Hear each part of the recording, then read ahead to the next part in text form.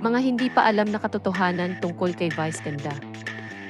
Sa mundo ng showbiz, tila bukas na libro si Vice Ganda. Ngunit, may mga bagay pa rin na hindi mo alam. Una, bago sumikat, naging chore member siya ng simbahan. Ang komedyanteng ito, may tinatagong talento sa pagkanta. Pangalawa, mahilig siya sa pag-aalaga ng mga aso.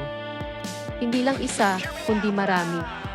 Para sa kanya, pamilya ang mga ito. Pangatlo, mahusay din si Vice sa pagpipinta. Itinuturing niya itong libangan at paraan para maipahayag ang kanyang damdamin.